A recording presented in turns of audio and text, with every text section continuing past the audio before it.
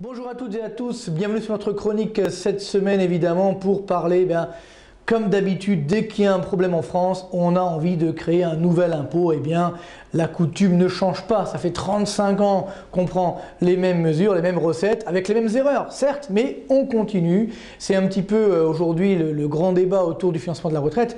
Évidemment qu'il faut trouver un moyen de financer une retraite, la retraite par répartition du moins. Il faut savoir qu'aujourd'hui, il y a à peu près 1,5 actifs pour un retraité. Il y en avait 3,4 il y a une dizaine d'années, donc on voit bien que le problème est là.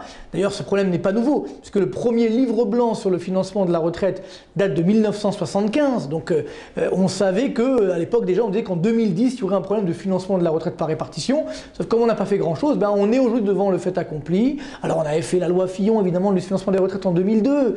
Mais là aussi, il y avait des hypothèses un petit peu farfelues, notamment celle selon laquelle la France devait avoir une croissance de 3% par an jusqu'en 2020, ou encore avoir un taux de chômage de 4,5%. Donc évidemment, comme on est très loin de ces niveaux, eh bien aujourd'hui il faut faire une vraie réforme de la retraite par répartition. Alors tout va être certainement, je dirais, mis en place, quoique les Français ne veulent pas, notamment au travers de l'âge de départ à la retraite. Nous sommes l'un des rares pays au monde, pour ne pas dire le seul, où il y a encore un âge légal à 60 ans, alors qu'on devrait évidemment permettre à ceux qui veulent partir plus tard, de faire ce choix, avec évidemment des conséquences en termes de paiement des retraites. Mais le vrai problème, c'est que plutôt que de se poser les vraies questions, une fois encore, on crée un nouvel impôt.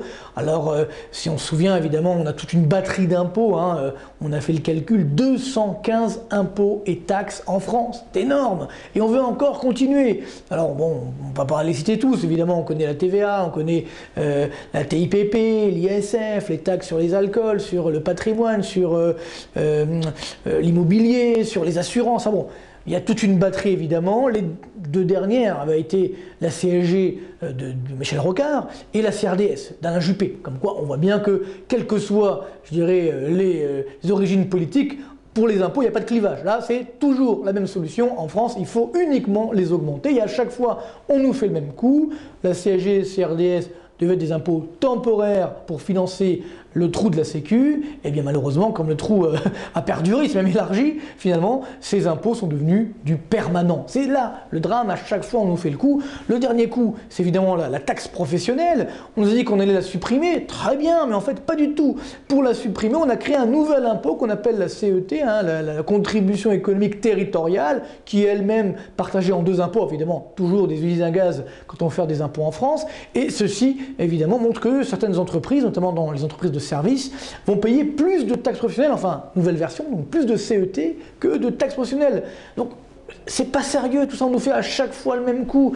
Rappelons-nous également sur le gouvernement Chirac, enfin, sur la présidence, Chirac, la deuxième, lorsqu'on avait voulu baisser l'impôt sur le revenu, on avait dans le même temps augmenté l'impôt, je dirais, des régions au sens large, les taxes d'habitation et autres. Donc, on n'y arrive pas. On est sur une augmentation constante de la pression fiscale, et là, on nous fait le même coup avec cette taxe soi-disant sur les riches pour payer la retraite. Donc, c'est là la vraie difficulté. Nous cessons de colmater les brèches uniquement dans un sens. Qu'on soit de droite, de gauche, enfin n'importe quel côté finalement en France, c'est souvent d'ailleurs les mêmes écoles qui ont formé les gens qui pensent ces mêmes mesures, on nous dit il faut augmenter les impôts pour combler les trous, alors qu'on peut prendre le problème de l'autre sens. Il faut au contraire baisser les dépenses et baisser aussi les impôts, parce que si on augmente les impôts, qu'est-ce qui va se passer? Eh bien c'est pas compliqué, ceux qui peuvent encore partir ou ceux qui ont des moyens de faire des niches fiscales vont les faire, et donc finalement c'est les plus aisés qui vont peut-être payer moins d'impôts que les autres, et donc encore une fois, c'est le même résultat. La classe moyenne s'appauvrit. Donc c'est là la vraie difficulté que nous avons aujourd'hui en France.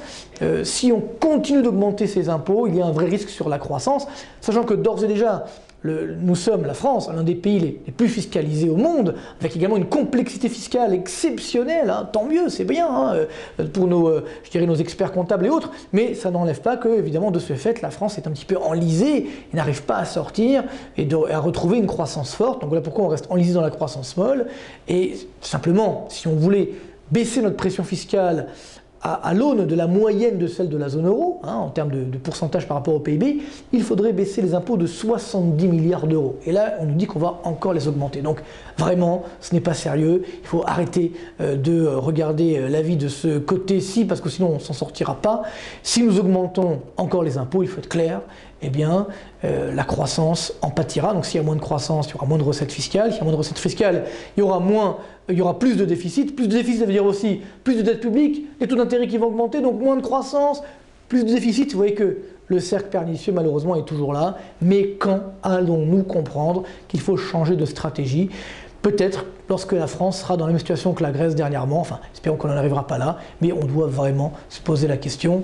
Bonne semaine quand même, et on va quand même essayer de faire avancer notre économie dans le bon sens. Mais malheureusement, plus les mois, plus les années passent, plus c'est difficile. Bonne chance et bon courage à tous quand même. À très bientôt.